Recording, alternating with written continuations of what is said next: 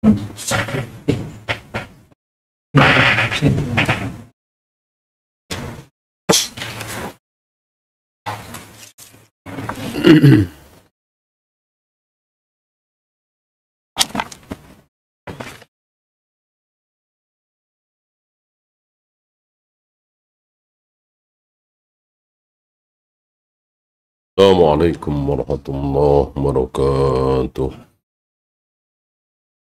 Innal hamdalillah nahmaduhu wa nasta'inuhu wa nastaghfiruh. Wa na'udzu billahi min shururi anfusina wa min sayyiati a'malina. Man yahdihillahu fala mudilla lahu wa man yudlil fala hadiya lahu. أشهد أن لا إله إلا الله وحده لا شريك له وأشهد أن محمدا عبده ورسوله وبعد. Sebelum kita lanjutkan ayat 11 dan 12, kita ikuti penafsiran beliau saja ya.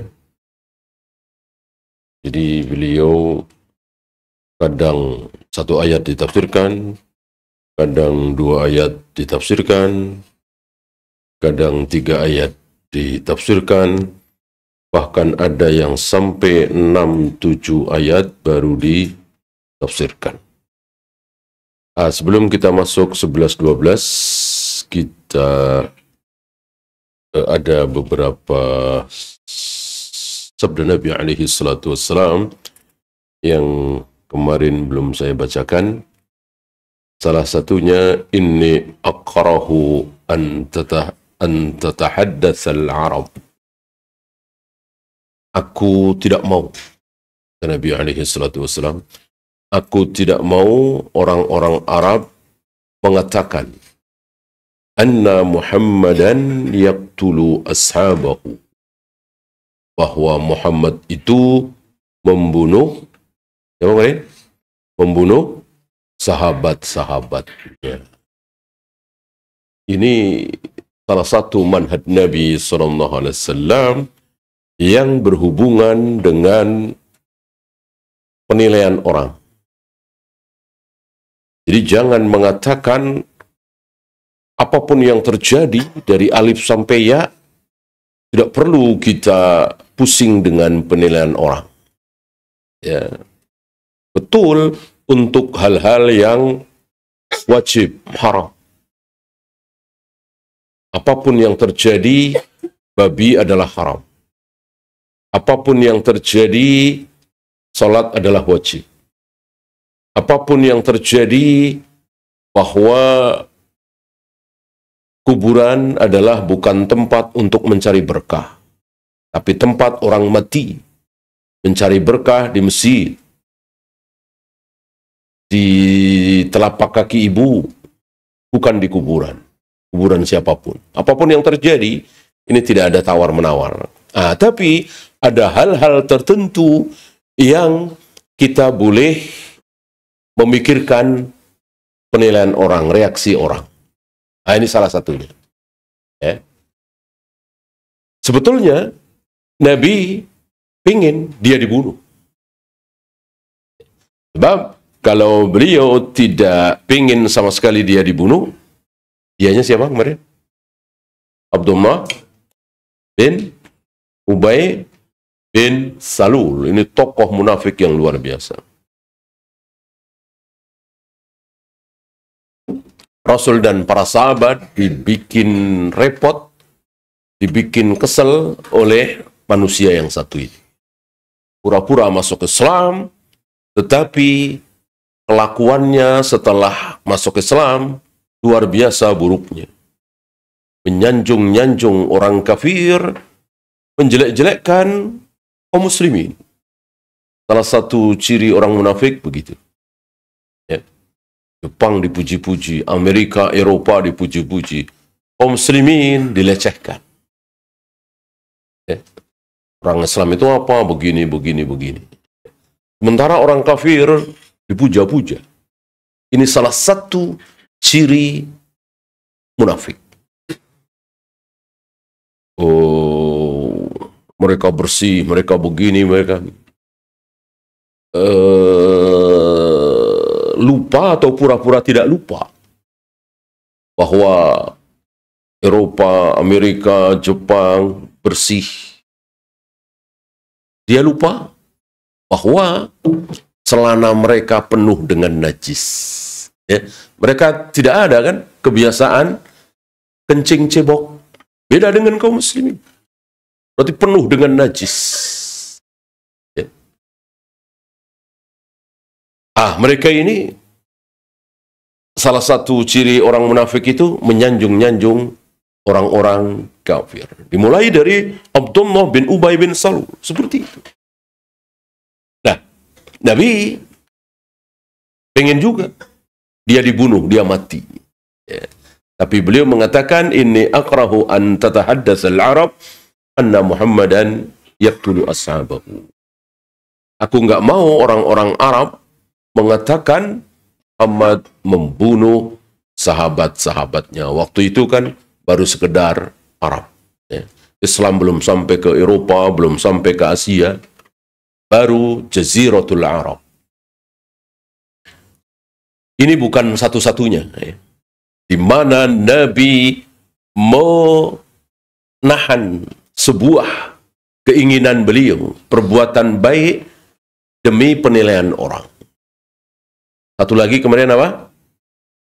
Merombak Ka'bah. Merombak Ka'bah. Maunya beliau mau dirombak. Karena Ka'bah sekarang ini, kata beliau, tidak sama dengan Ka'bah yang dibangun oleh Nabi Ibrahim, Nabi Ismail di awal pembangunannya. Tentang hijir Ismail yang setengah lingkaran itu tidak sampai segitu, tapi tinggi. Itu. Jadi kesimpulannya, Ka'bah itu bukan kotak. Ka'bah itu bukan kotak, tapi kotak plus setengah lingkaran. Hijir Ismail itu bagian dari Ka'bah.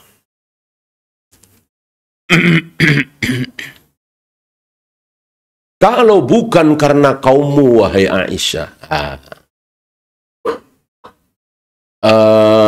baru saja keluar dari jahiliyah.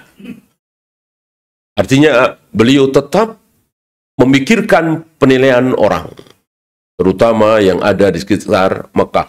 Kan beliau sedang sedang melembutkan hati mereka supaya mau masuk Islam.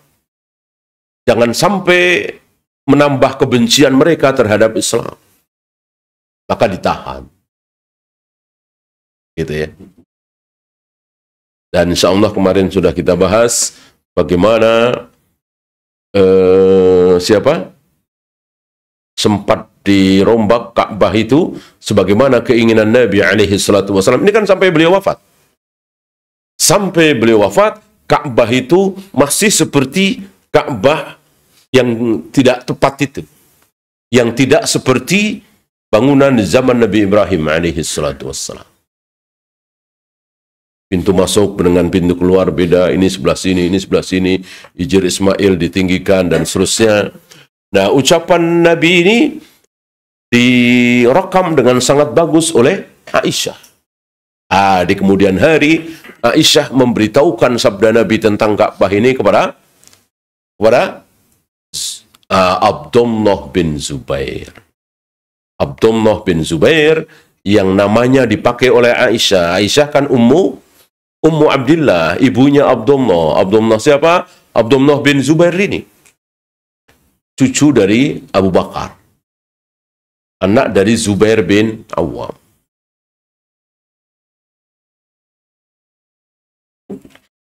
Ketika Zubair bin Awam berkuasa, kemarin kita sedikit bahas bagaimana kekuasaan Zubair bin Awam, ya, seluruh negeri Islam kecuali Syam. Karena beliau luar biasa, ahli ilmu, ahli ibadah, tapi bukan ahli pemerintahan. Ya, maka kekuasaannya berkurang menjadi sekitar Mekah dan Madinah. Dan berkurang lagi menjadi hanya Mekah. dan berkurang lagi hanya sekitar Masjidil Haram. Kemudian berkurang lagi sampai sekitar Ka'bah dan akhirnya dibunuh oleh Hajjaj bin Yusuf, digantung di Ka'bah. Sebuah perbuatan yang sangat keji.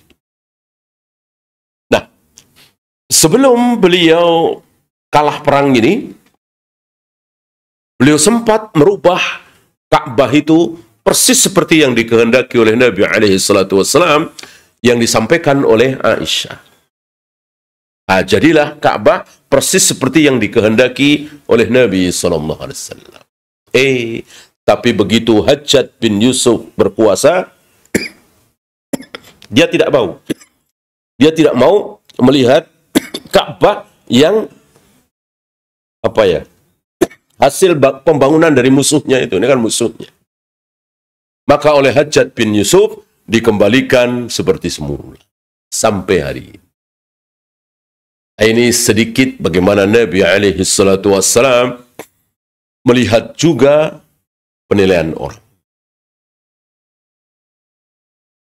Kemudian, inni khuyyirtu fahtartu. Aku disuruh memilih oleh Allah. Maka aku pilih. Ya. Apa pilihan? Engkau mintakan ampun kepada dia atau tidak mintakan ampun? Aku tidak ampuni. Berarti tidak memintakan ampun boleh, memintakan ampun boleh. Ya. Maka aku pilih memintakan ampun. Luar biasa ini. Luar biasa. Kan belum dilarang. Padahal beliau dibikin sengsara, dibikin sedih, dibikin repot oleh si munafik yang satu ini, Abdullah bin Ubay bin Salul. Tapi begitu meninggal, nggak ada dendam sama sekali. Dunia akhirat. Artinya, beliau ingin Abdullah bin Ubay bin Salul ini masuk surga. Diampuni dosanya oleh Allah. Ini yang tidak dikabulkan. Ya. Maka orang munafik di neraka kekal apa tidak? Kekal. Karena orang munafik adalah orang kafir. Gitu. Orang syahadatnya pura-pura, sholatnya pura-pura, jumatannya pura-pura, jihadnya pura-pura. Bahkan lebih buruk dari orang kafir. Orang kafir kan tidak bohong. Saya kafir, saya Buddha, saya Hindu, saya Yahudi, saya Nasrani. Kalau ini, saya Muslim. Baca syahadat, sholat. Tapi untuk mengelabui kaum muslimin. Maka dikatakan, fiddarkil asfali minan nar. Di neraka yang paling bawah. Karena lebih buruk dari orang-orang kafir. Kemudian, lau anni a'lamu anni lau zidtu ala sab'ina yakfirullahu lahu lazidtu. Kan Allah mengatakan, engkau mintakan ampun 70 kali sekalipun. Ya. 70 kali. Aku tidak ampuni. Kata Allah. Kata Nabi, barangkali 71. Barangkali 72. Luar biasa. Luar biasa bagaimana keikhlasan beliau. Bagaimana ketulusan beliau. Nggak ada dendam sama sekali. Bandingkan dengan kita. Baru disakitin sedikit saja. Baru dizolimin sedikit saja. Hancurkan ya Allah. Oh, bikin dia bangkrut ya Allah. Kada. Itulah kita. Walaupun boleh. Mendoakan buruk kepada orang yang mendolimi kita, boleh apa tidak? Boleh. Tapi ingat, sebatas keburukan dunia. Bikin dia bangkrut, bikin dia sakit bertahun-tahun, bikin begini-begini dunia. Adapun akhirat, jangan. Untuk sesama muslim. Ya, dalam bergaul ya. Antum punya teman, sekantor, seprofesi, tetangga, atau saudara, mendolimi antum. Antum sakit sekali. Antum nggak salah apa-apa, difitnah, didolimi. Bolehkah antum mendoakan jelek untuk dia? Boleh. Tapi sekedar keburukan, dunia. Keburukan akhirat jangan. Kalau dia muslim. Ya. Masukkan dia ke neraka yang paling dahsyat, ya Allah, nggak boleh. Bikin dia disiksa di alam kubur sedahsyat-dahsyatnya, Allah, nggak boleh. Ya. Jangan sampai dia selamat melewati sirat, ya Allah, nggak boleh. Itu keburukan akhirat. Keburukan dunia kan kecil lah. Masih boleh. Adapun akhirat tidak boleh. Ya, kita lanjutkan 11-12. Wa idza qila lahum, jika dikatakan kepada mereka, mereka siapa? Mereka siapa? Iya, orang-orang munafik. Ini masih tentang orang munafik. La tufsidu fil ardi. Jangan kalian berbuat kerusakan di muka bumi. Berarti dinasihati, jangan bikin kerusakan. Mereka jawab, innama nahnu muslihun. Justru kami sedang berbuat kebaikan. Jadi orang munafik tidak pernah mengaku kerusakannya, keburukannya, kemaksiatannya. Ketika dia keluar masuk gereja, dia akrab dengan pendeta, pastor, dia teriak-teriak, toleransi, toleransi, semua agama sama, sejajar, bisa masuk surga. Yang penting tidak berzina, tidak minum khamar, tidak berjudi. Agama apapun sama, bisa selamat dari neraka. Nah, kita nasihati, Anda sedang berbuat kerusakan. Mereka jawab, kata siapa? Ini kebaikan. Gitu. Kami menggaungkan toleransi, persamaan. Apa istilah sekarang? Anti radikalisme. Seolah kalau kami Islam satu-satunya agama yang benar, itu radikal. Gitu. Berarti orang Hindu, orang Buddha, orang Konghucu, orang Nasrani tidak boleh meyakini agamanya paling benar. Ini juga namanya juga keyakinan. Ya, namanya keyakinan. Tentu orang-orang Hindu akan mengatakan agama paling benar, paling baik adalah Hindu. Artinya mereka nggak mau keluar dari Hindu kan? Yang Buddha seperti itu, Nasoro seperti itu. Nah, kita kaum muslimin terus tidak boleh gitu mengatakan inna dina indallahil Islam, dan itu kata Allah dalam Al-Quran. Satu-satunya agama yang akan diterima oleh Allah hanyalah Islam. Wa may yabtaghi ghairal islami dinan fala yuqbala minhu. Barang siapa mencari memeluk agama selain Islam tidak akan diterima. Kita tidak boleh meyakini ayat ini. Apa iya itu tokoh-tokoh toleransi nggak tahu ayat itu? Orang banyak mereka keluaran pesantren. Ya, ciri-ciri munafik seperti itu. Ketika berbuat kerusakan, dinasehati, innama nahnu muslihun. Justru kita sedang berbuat kebaikan. Ini baik, ini toleransi, ini persatuan. Kalau dibiarkan kaum muslimin merasa paling benar, bahaya. Bahaya. Apalagi di luar Islam, kita yakin lebih buruk dari inna syarrad dawabi. Seburuk-buruk dawab. Dawab itu seluruh apa yang hidup di muka bumi. Termasuk ular, cacing, kodok, sapi, kerbau, termasuk manusia. Nah, mereka semua itu yang menempel di bumi yang hidup, yang paling buruk adalah cacing, apa kodok, apa anjing, apa harimau, apa babi, ya. Yang paling buruk adalah orang-orang kafir. Alladzina kafaru, itu syarrad dawab.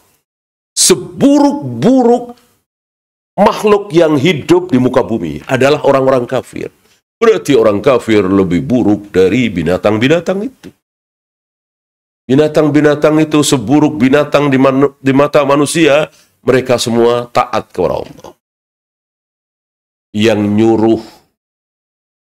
nyuruh kucing ngejar-ngejar tikus lalu dimakan. Yang nyuruh harimau ngejar-ngejar kijang lalu dimakan. Yang nyuruh siapa? Allah Rabbul Alamin. Berarti mereka itu sedang taat kepada Allah. Ya, dan mereka semua taat. Ya, gak ada yang bermaksiat kepada Allah. Harimau ngelihat kijang kecil-kecil kasihan, ya. Makan rumput aja dah. Itu berarti nggak taat kepada Allah. Allah menyuruh harimau, singa untuk makan daging. Apa yang ada di situ? Ada kerbau, ada banteng, ada kambing, ada kijang. Berarti dia sedang taat kepada Allah. Ya. Nah, lihat manusia. Betapa banyak yang tidak taat kepada Allah. Bahkan lebih banyak yang tidak taat. Setiap 1000 manusia, ada berapa yang masuk neraka? Masih ingat? 999. 999. Hanya satu yang masuk surga dari 1000 manusia. Karena itu kalau antum jadi orang minoritas, asing, aneh, jangan berkecil hati. Memang sedikit. Yang benar itu memang sedikit. Bukan mayoritas.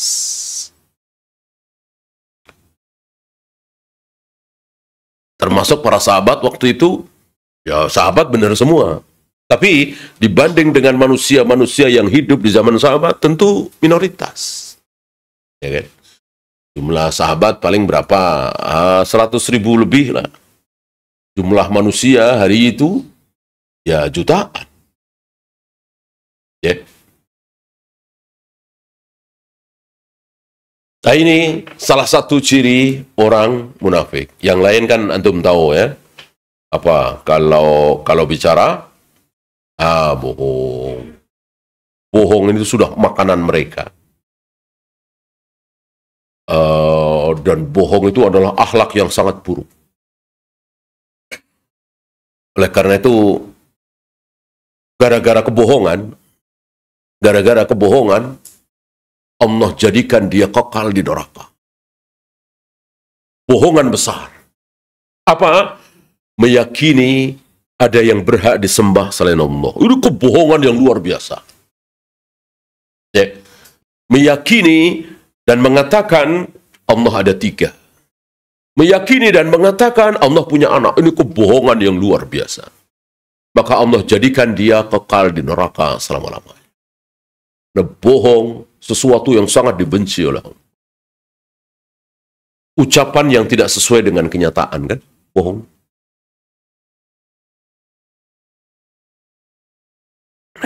Kalau janji ingkar. Dan dia senang berjanji. Ada orang yang jenis seperti itu, kalau antum kenal, jangan ditiru. Ya, senang gitu, bikin janji. Nanti saya belikan. Nanti saya kirim semen ya, 1 truk. Nanti saya ya. Tapi nggak ada kenyataan. Jangan sampai. Mending diam, tiba-tiba datang semen 1 truk ya, untuk pembangunan mesin. Nggak usah janji-janji. Ya. Apalagi sebentar lagi akan banyak janji-janji, ya kan? Sebelum Februari ini akan banyak janji-janji. Ya. Akan lebih baik nggak usah janji, tapi langsung nih, gitu ya. Kemudian kalau diberi amanah, berkhianat dia. Diberi amanah modal ratusan juta, diberi amanah nih yayasan, diberi amanah begini begitu jabatan, dia berkhianat. Ini ciri. Ya. Ciri tidak boleh kita pastikan, oh berarti dia munafik. Tidak boleh. Ya. Ciri. Salah satu ciri berikutnya ini. Meyakini dan mengatakan kami ini sedang berbuat kebaikan. Innama nahnu muslihun. Jadi tidak merasa atau mungkin menutup-nutupi bahwa mereka sedang berbuat kerusakan. Maka kalimat-kalimat yang keluar dari mulut mereka ya seperti itu. Ini kebaikan. Ya. Dengan bangganya. Keluar masuk gereja, akrab dengan tokoh-tokoh kafir. Padahal akrab dengan ahlul bidah saja tercela. Sangat tercela. Ya. Duduk bersama dengan ahlul bidah, apalagi di depan jamaah, ini sangat tercela. sangat-sangat tercela, dihindari oleh para ulama ahlus sunnah. Apalagi orang kafir. Orang kafir pasti ahlul bidah. Ahlul bidah belum tentu kafir. Orang kafir itu kan pasti mengada-ada. Nggak ada orang kafir yang nggak mengada-ada. Orang kafir itu pasti membuat kebohongan. Tuhan ada 3, ini sebuah kebohongan.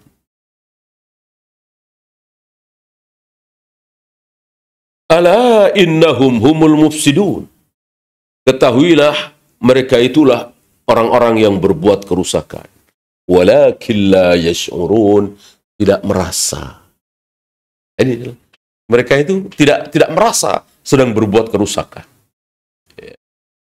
Dan kerusakan bumi, tanah longsor, banjir, kebakaran hutan, itu buruk. Itu buruk. Kerusakan ibadah lebih buruk lagi. Yang paling buruk kerusakan akidah, ini paling buruk. Dan biasanya diawali dari kerusakan akidah, lalu yang lain ikut rusak.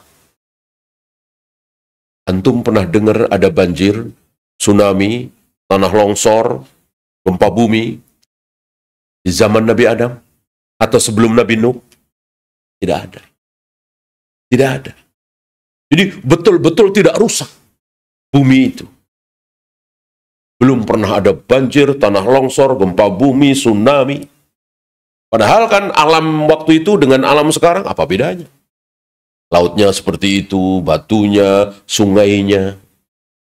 Tapi belum ada. Kenapa? Kenapa? Belum ada satupun manusia yang berbuat syirik. Satu aja nggak ada. Luar biasa. Ya, jadi hari itu belum ada satupun orang Hindu, orang Buddha, Konghucu, komunis, apalagi Yahudi, Nasrani, belum ada. Seluruh manusia adalah Muslim. Seluruh manusia menyembah Allah satu-satunya. Tidak ada satupun yang berbuat syirik hari itu. Maka Allah bikin alam ini luar biasa. Baiknya, bagusnya, indahnya, nyamannya. Yaitu tadi.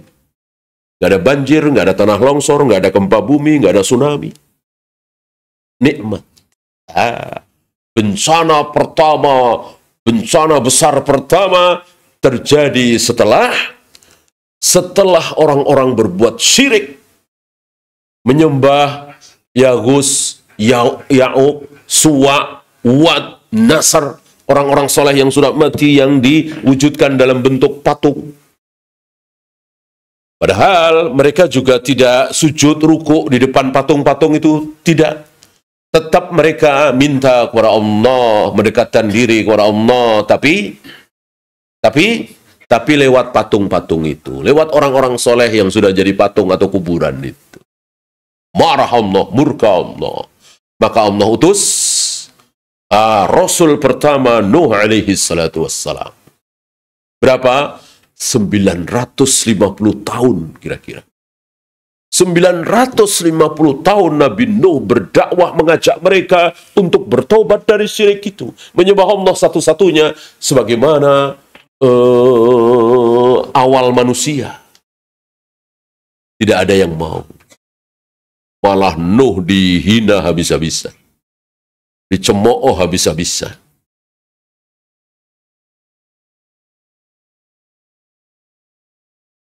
Apalagi ketika Nabi Nuh dan murid-muridnya yang sangat sedikit itu mulai membuat kapal, makin dicemooh. Ya, kalau kata kita, Nuh ini udah stres nih. Ya. Ngajak masuk agama dia, nggak ada yang mau, Nuh stres. Ya. Nggak ada, jauh dari laut, jauh dari sungai, bikin kapal. Kapalnya besar tentunya, kan? Kapal pertama di muka bumi. Ya. Dan terjadilah apa yang terjadi. Cuman 80. Diriwayatkan cuma 80. 81 dengan beliau. Manusia yang masuk di kapal itu. Selebihnya yang banyak Ya, sapi satu pasang, kerbau satu pasang, ya, anjing mungkin satu pasang, semuanya sepasang-sepasang. Karena kalau tidak masuk ke kapal tersebut, mati semua, binasa semua. Lelep oleh air semua. Ya. Sampai hari ini. Sampai hari ini kita menyaksikan kebenaran firman Allah, kebenaran sabda Nabi alaihi salatu wassalam. Antum bandingkan negeri-negeri yang bertauhid. Negeri-negeri yang akidahnya sahihah, yang mengikuti sunnah Nabi. Bandingkan dengan negeri-negeri muslim yang penuh dengan bid'ah. Yang penuh dengan khurafat, tahayul, syirik. Luar biasa bedanya. Yang satu aman, tentram, makmur, kaya raya. Yang satu, bentar-bentar banjir, bentar-bentar tanah longsor, huru-hara, begini, begitu. Shadaqa Rasulullah sallallahu alaihi wasallam. Antum jangan nanya, Prancis gimana? Aman-aman saja. Inggris aman-aman saja. Udah kafir semua mayoritas. Jepang aman-aman saja. Ya, Amerika aman-aman saja. Eropa mayoritas kan kafir. Tenang-tenang saja. Kenapa malah negeri-negeri muslim? Padahal banyak yang sholat, banyak yang tahajud, banyak yang haji, umrah. Itu negeri-negeri kafir aman-aman aja. Satu kata. Jawabannya satu kata. Istidrat, selesai. Ya. Maka jangan salah paham. Ya tentu orang kafir nggak akan terima dengan jawaban ini. Jawaban kita kaum muslimin. Yang yakin dengan dalil.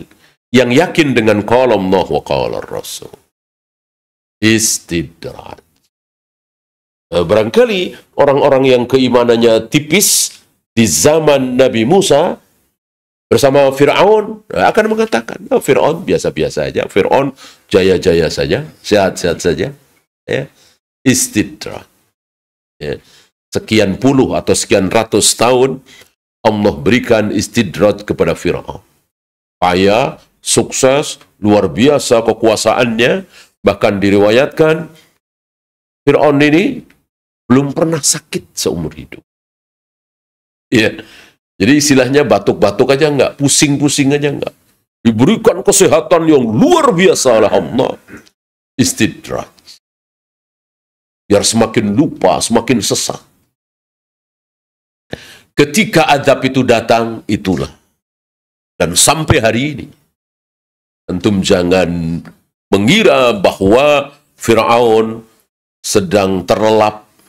Tidak. Sekarang Fir'aun sedang apa? Maksudnya perasaannya ya. Kalau jasadnya kan kita tahu ada di mana. Perasaan dia sedang timbul tenggelam. Timbul tenggelam kayak apa? Rasanya orang yang timbul tenggelam di air. Sampai hari kiamat. Sementara tiap pagi dan petang ditampakkan calon tempat tinggalnya. Di mana? Di neraka.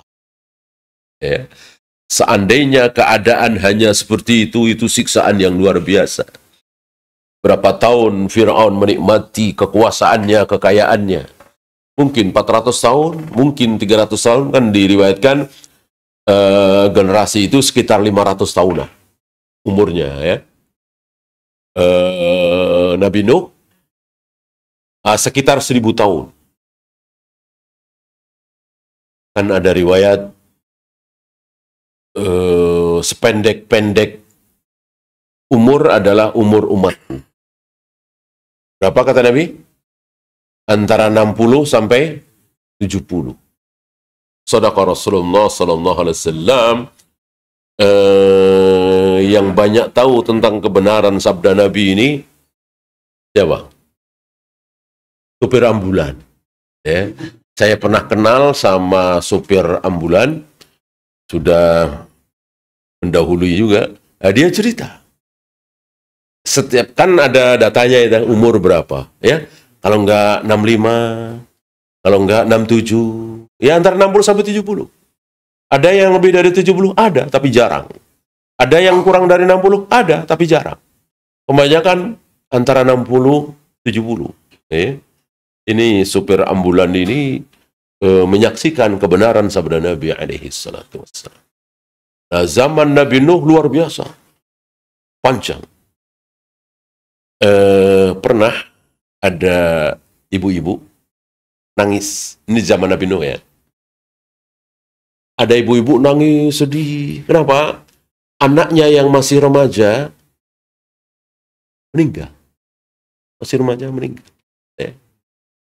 Antum tahu anaknya umur berapa remaja meninggal? 80 tahun. Ya. 80 tahun remaja. Ya. Mungkin kalau perempuan ya baru pakai jilbab gitu, atau mungkin kalau yang laki-laki mungkin ya belum tumbuh. Pokoknya remaja lah, 80. Lalu Nabi Nuh menasihati, jangan sedih. Itu sudah lama sekali hidup dibanding dengan umat terakhir nanti. Umat terakhir nanti umurnya cuma 60-an, 60 sampai 70. Ya. Anakmu umur segitu sudah lumayan. Umat terakhir nanti cuma 60-an. Kata ibu-ibu, kata si ibu ini ya, kalau begitu umat terakhir nanti mungkin gak akan menghabiskan waktu untuk meraih dunia ya. Pangkat, jabatan, kedudukan, bisnis. Paling akan menghabiskan waktu untuk ibadah. Yang ngapain cuma 60 tahun? Dibandingkan dia kan 1000 tahun. Gitu. Kalau umur normal ya sampai 600 tahun masih berbuat maksiat ya lumayan lah ya. Masih ada spare waktu berapa itu? 300 tahun, 400 untuk taubat ya. Ayo dulu. Gitu. Nah, si ibu ini dikasih tahu oleh Nabi Nuh, umat terakhir itu cuma 60-an tahun. Pikiran si ibu ini bicara kaum muslimin ya. Paling kaum muslimin hari itu akan menghabiskan waktu untuk ibadah. Ngapain cuma 60 tahun? Belum kepotong sama tidurnya, sama sakitnya ini itu. Ya. Habis waktunya untuk ibadah saja, ngapain cari dunia dan seterusnya. Mungkin kaum muslimin hari itu akan seperti itu. Ya. Boro-boro, ya kan? Boro-boro kita sadar cuma 60 tahun. Ada yang sudah 40, 45, ada yang sudah 50, bahkan ada yang masih 60. Ya, masih sibuk ngurusin politik. Ya, bukannya sibuk baca Al-Quran, ke masjid, zikir, wirid. Ya, masih sibuk. Rebutan jabatan. Ada yang 60, ada yang 65. Masih sibuk ngurusin perusahaannya. Ya, belum berangkat haji. Ya, belum sholat berjamaah di masjid. Ini bicara kaum muslimin ya. Padahal dia tahu. Kalau sholat berjamaah di masjid itu baik, haji itu wajib, umrah itu baik, sedekah itu luar biasa baik. Dia tahu. Nah, inilah kesuksesan iblis, kesuksesan syaitan menipu kaum muslimin hari ini.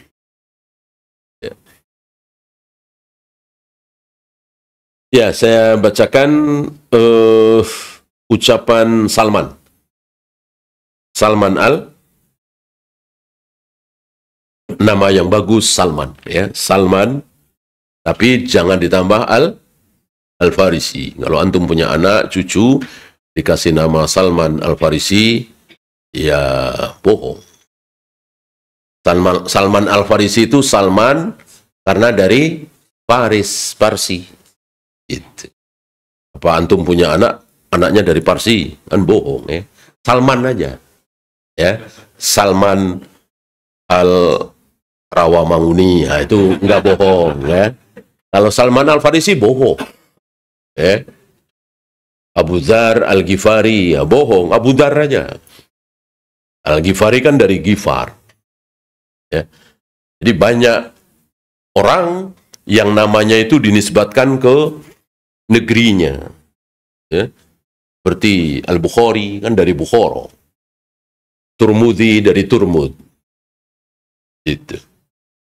Nah, kalau antum punya anak, cucu kasih nama Salman.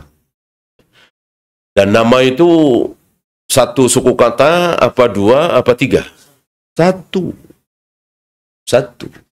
Antum tahu nama lengkap Nabi Ibrahim siapa? Ya Ibrahim aja. Ibrahim. Nama lengkap Nabi Ismail ya nggak ada, Ismail aja. Yahya, Yakub, Musa, Harun, ya begitu. Begitu pula para sahabat. Nama lengkap Umar ya nggak ada.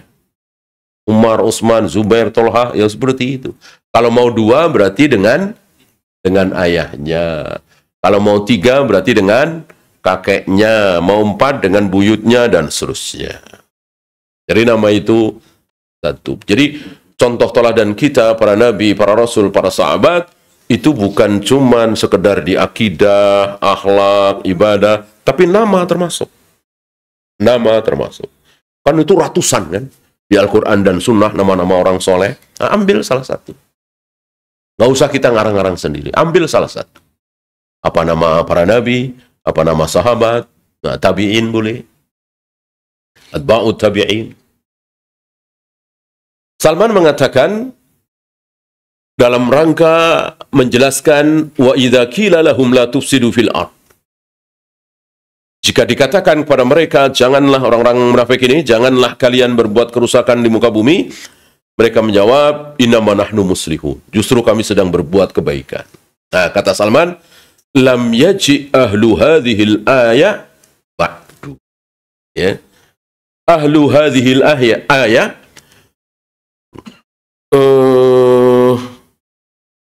apa ya? Orang yang dibahas oleh ayat ini. Orang yang dibahas oleh ayat ini tidak akan datang setelah itu. Ya. Ucapan Salman ini menimbulkan pertanyaan, tanda tanya, apa maksud beliau? Dijawab oleh Ibnu Jarir. Ya. Yahtamilu anna Salman, tapi dengan ihtimal ya, dengan kemungkinan ya. Dimungkinkan bahwa yang dimaksud oleh Salman arada bihadza anna alladhina ya'tuna bihadhihi sifah a'dhamu fasadan min alladhina kanu fi zamanin Nabi sallallahu alaihi wasallam. Jadi orang-orang yang punya sifat munafik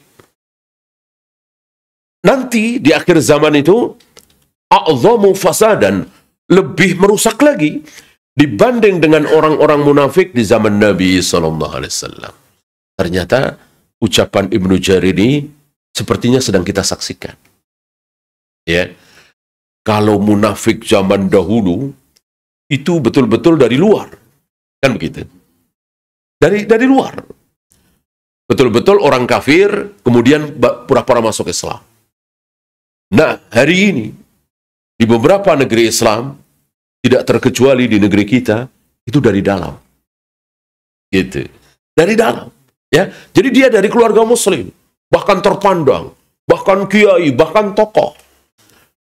Kuliah di luar negeri. Nah, dirusak di sana. Dirusak di sana. Ya, pulang tentu bagaimana? Orang-orang nggak sikoh dengan dia. Anak kiai, cucu kiai, dan seterusnya, dan seterusnya. Tapi ucapannya luar biasa. Ucapannya luar biasa. Bahkan tidak satu dua, bahkan saya punya teman itu pernah satu pesawat. Ya, bagaimana dia kencing, bagaimana dia tidak cebok, bagaimana di zahirnya dia nggak sholat. Ya, karena ya ketahuan lah di situ. Ya, dari kan bukan sejam dua jam, berjam-jam ya perjalanan ke Eropa waktu itu kata dia. Dan ini bukan satu dua orang yang cerita. Saya kira apa yang diucapkan oleh Ibnu Jarir sedang kita saksikan lebih dahsyat. Salah satunya itu. Dalam sikoh Abdullah, adakah para sahabat yang sikoh dengan Abdullah bin Ubay bin Salul? Nggak ada. Nggak ada. Alhamdulillah para sahabat aman. Diselamatkan oleh Allah. Nah, hari ini adakah kaum muslimin yang menjadi korban orang-orang seperti ini? Banyak sekali. Banyak sekali. Bahkan sampai dia mati. Syubhat itu masih merajalela. Bahkan ada beberapa kuburan yang terpaksa tiap pekan harus ditambah apa? Pernah dengar? Tambah tanahnya. Gitu. Sebab kalau nggak ditambah, habis itu. Ya. Ribuan yang ziarah, pulang nyomot segenggam, taruh plastik bawa pulang. Nyomot segenggam, taruh plastik bawa pulang. Dikiranya ada berkah, jimat segala macam. Ini ajaran siapa? Ajaran siapa? Seandainya kuburan itu mendatangkan berkah, maka mestinya kuburan siapa yang paling berkah? Tentu kuburan Nabi SAW. Gak ada para sahabat yang berbondong-bondong ke kubur Nabi SAW.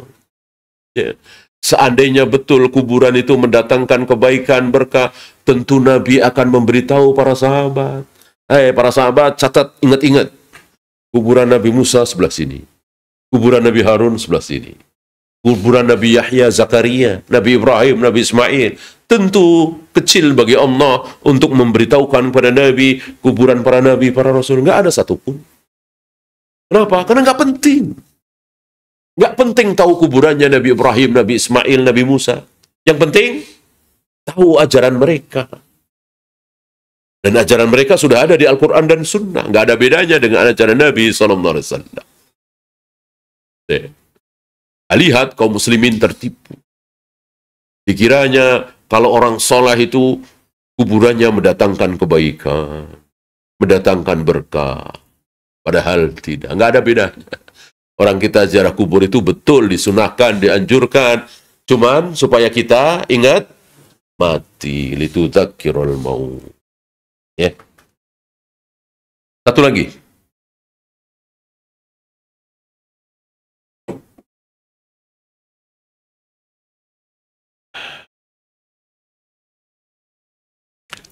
Salah satu kerusakan menurut beliau, banyak kerusakan kan? Salah satu kerusakan yang ditimbulkan oleh orang-orang munafik ini adalah walladzina kafaru ba'duhum awliya'u ba'din. Orang-orang kafir satu sama lain menjadi wali. Satu sama lain saling melindungi, saling berkasih sayang. Nah, jangan sampai kita ikut. Maka dilarang, ya ayyuhalladzina amanu, wahai orang-orang yang beriman, la tattakhidul kafirina awliya.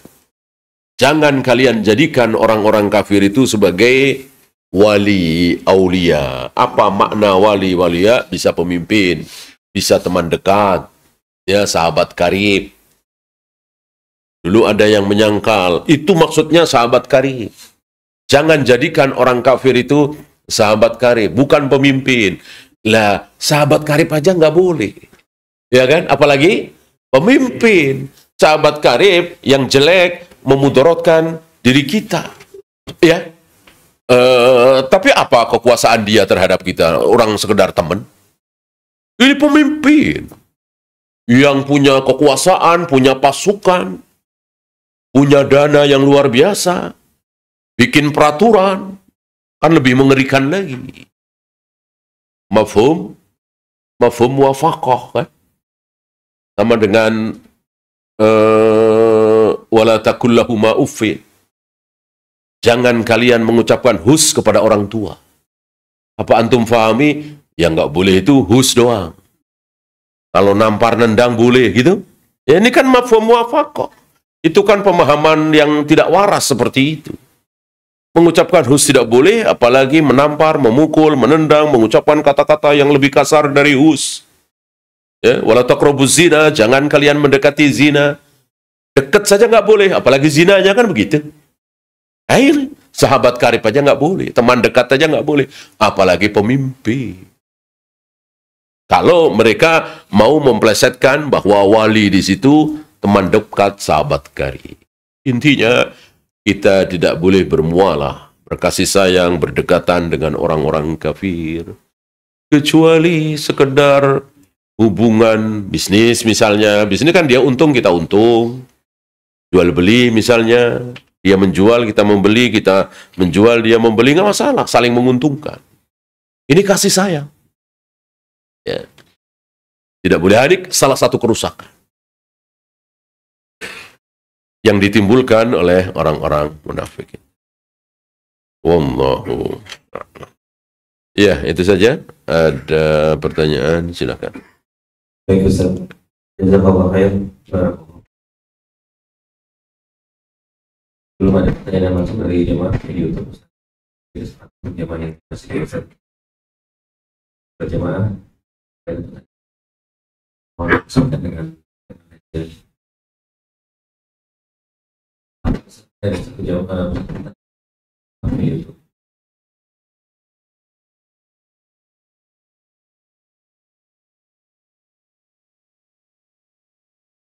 Ini agak di luar tema sudah. Kemudian kita Ya. Saya mau tanya, orang tua bernazar kalau laku rumah nanti akan dapatkan.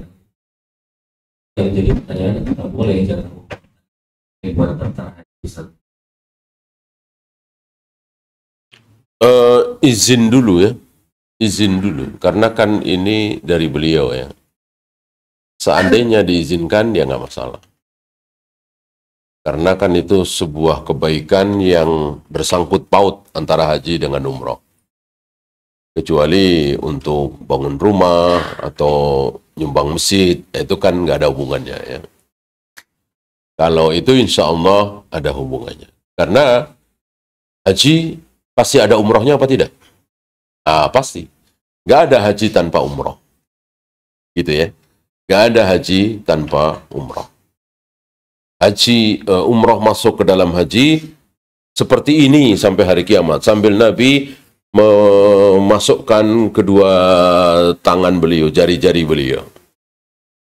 Artinya, tidak mungkin ada haji tanpa umroh. Kalau umroh dulu baru haji, namanya tamattu'. Kalau haji dulu baru umroh, namanya ifrad. Kalau bersamaan, berbarengan, namanya qiran. Tapi yang masih memungkinkan, terutama untuk kita yang bukan warga Mekah, hanya satu, yaitu haji tamattu'. Nah, itu ada umrohnya. Jadi nggak masalah insya Allah. Ya.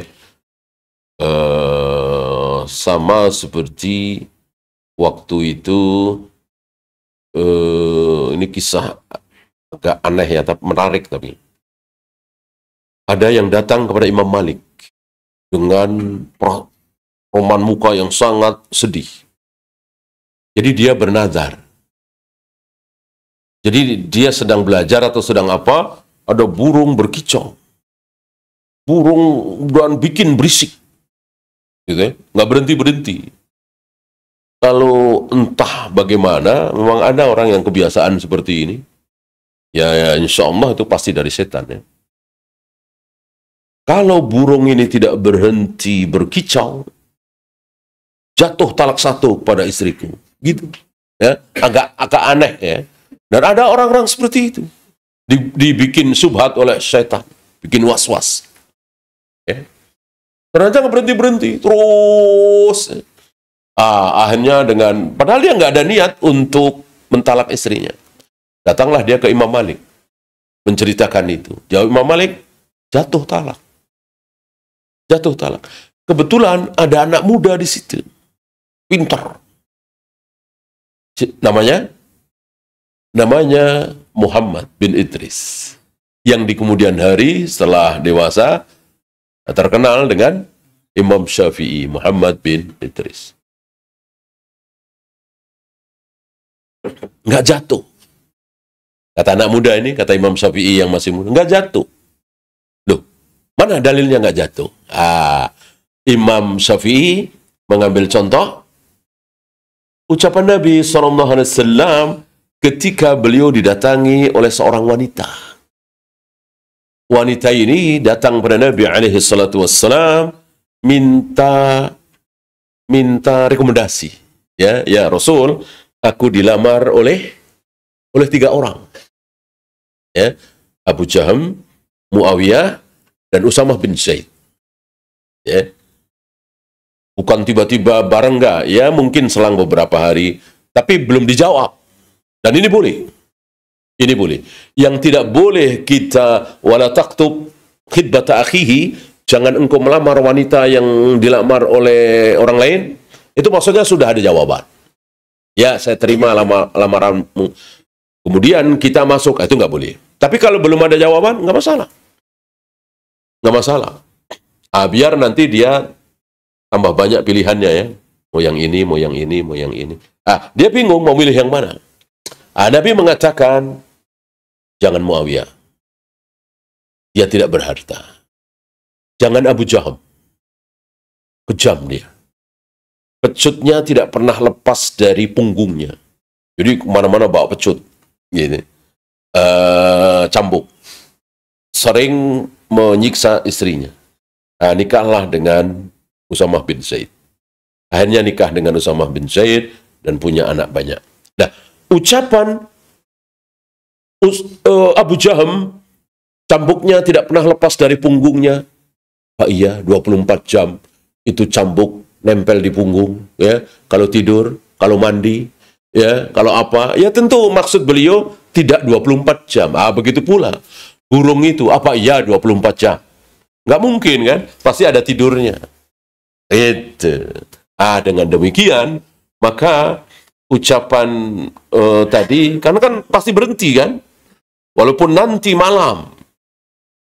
Di sini Imam Malik mengakui hujah dari Imam Syafi'i yang masih remaja itu. Begitulah para ulama diberi ilmu kepada Allah apa yang kita semua tidak diberi. Jadi insya Allah tidak salah dan tidak berdosa kalau akhirnya dipakai untuk haji, karena di dalam haji itu pasti ada umrah. Wallahu a'lam. Ada lagi? Iya Ustaz. Ada satu lagi pertanyaan Ustaz yang ditanyakan oleh jemaah, yaitu bagaimana dengan gambar Ka'bah dan Masjid Nabawi pada sajadah dipakai sholat atau pekerjaan gambarnya ada pelajaran punya Ustaz? Mungkin jangan dipakai sholat ya, kan seperti itu kan bisa buat duduk apa. Karena Nabi saja merasa terganggu dengan sesuatu yang tidak polos. Aku tadi terganggu dalam sholatku dengan gambar ini, gitu. Mungkin ya tidak polos, gambar sederhana. Apalagi gambar Ka'bah, kemudian ada lampu-lampu, ada orang kecil-kecil, ya. Ya namanya setan kan menggoda kita terus. Perhatiin begini lagi sholat, apalagi jadi makmum ya. Jadi makmum, imam bacaannya lama, ya. Setan. Ada itu, jadi makmum bacaannya lama, nggak ruku-ruku. Artinya apa aja dibaca, ya. Laporan keuangan dibaca sambil sholat. Gitu. Ini kan jadi buruk sekali. Jadi kita bantu orang-orang awam ini dengan sajadah, tembok, masjid di depan itu polos. Kalau mau ada tulisan ya belakang sana. Jangan sampai orang sholat sambil baca laporan keuangan, ya kan? Jangan. Wallahu a'lam. Baik Ustaz, untuk jemaah yang ada di masjid, jika Assalamualaikum Ustaz. Mengenai materi yang tadi mengenai sudah banyak kerusakan semakin kesini, yaitu kerusakan semakin banyak, kesyirikan makin banyak, lalu umur yang semakin pendek, lalu dikaitkan kepada usaha Nabi Nuh membuat sebuah kapal, berarti kan ada tindakan. Nah, kalau dikaitkan kepada kehidupan kita sekarang ini, apa sebenarnya masih ada nggak sisa tindakan yang kita lakukan? Mohon pencerahan Ustaz. Tidak boleh kita kiaskan ya. Kenapa? Nabi Nuh bikin kapal bukan inisiatif beliau, bukan istihad beliau, tapi wahyu, perintah langsung dari Allah. Wahyu tidak boleh kita ikut-ikutan. Ya. Maka ada yang menyimpulkan bahwa ini kan rusak luar biasa nih. Yang nifak, yang maksiat, begini-gitu. Kayaknya kita harus ikuti Nabi Nuh, bikin kapal sendiri. Maksudnya, bikin negara Islam. Ini batil. Ini batil. Negara Indonesia sudah Islam. Ya. Negara Indonesia bukan negara Kafir. Negara kafir adalah Jepang, Amerika, Eropa. Itu negara kafir. Indonesia, Malaysia, Brunei, Mesir, Saudi. Itu negara Islam.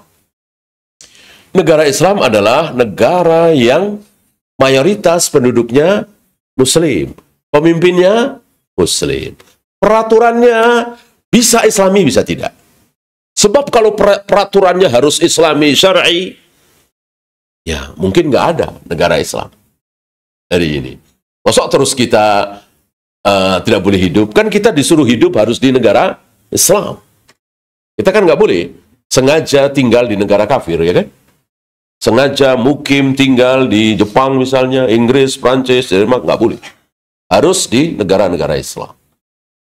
Biar bisa sholat berjamaah, sholat Jumat, dan seterusnya. Indonesia ini negara Islam. Kalau peraturannya 100% harus syar'i, ya jadilah seperti Rasulullah dan para sahabat. Kan mustahil. Gitu ya. Zaman Abu Bakar tentu tidak sebaik zaman Nabi. Zaman kepemimpinan Umar tentu tidak sebaik zaman Abu Bakar. Zaman Utsman tidak sebaik zaman Umar, terus makin buruk, makin buruk, makin buruk begitu. Tapi apakah masih disebut negara Islam? Masih. Masih, karena mayoritas kaum muslimin. Dan pemimpinnya alhamdulillah selalu muslim. Dari Soekarno, Soeharto sampai hari ini insya Allah muslim semua. Ya. Dan kita yakin insya Allah, berharap besar, tidak mungkin Kristen, Buddha, Hindu, Konghucu, insya Allah tidak. Ya. Bahkan kalau nggak salah di undang-undang apa kan, Presiden Indonesia adalah seorang Muslim gitu, kalau nggak salah seperti itu. Insya Allah. Ya. Jadi jangan sampai menyimpulkan sebagaimana kesimpulan orang-orang yang sesat, bahwa kapal Nabi Nuh itu dikiaskan bahwa kita harus bikin kapal. Tidak. Ya. Kita masih bisa sholat berjamaah, kita masih bisa sholat Jumat, kita masih bisa ngaji sunnah seperti ini, dengan bebasnya menyampaikan mana sunnah, mana bid'ah, mana syirik, mana tauhid. Ya. Maka kita syukuri. Ya. Kecuali kita sudah tidak sanggup lagi. Besar kemungkinan kalau kita masih di sini, kita akan ikut-ikutan syirik, ikut-ikutan bid'ah, ikut-ikutan maksiat. Maka saat itu kita dibolehkan hijrah secara tempat. Atau kalau memang seperti itu semua di muka bumi, uzlah. Oh, hijrah kemana orang di muka bumi kayak gitu? Uzlah. Sampai kepada sabda Nabi alaihi salatu wassalam, bahwa sebaik-baik harta seorang muslim nanti adalah kambing. Kambing yang dipelihara di mawaqi'il qitar, di tempat jatuhnya air, artinya di tengah hutan, di mana yang menjauhi manusia. Karena manusia sudah pada rusak, penuh dengan syirik, penuh dengan maksiat, bid'ah, yang kalau kita bercampur dengan mereka, kecil kemungkinan bisa selamat. Insya Allah sekarang selamat, insya Allah. Ya. Maka sekarang ini untuk uzlah belum. Wallahu a'lam.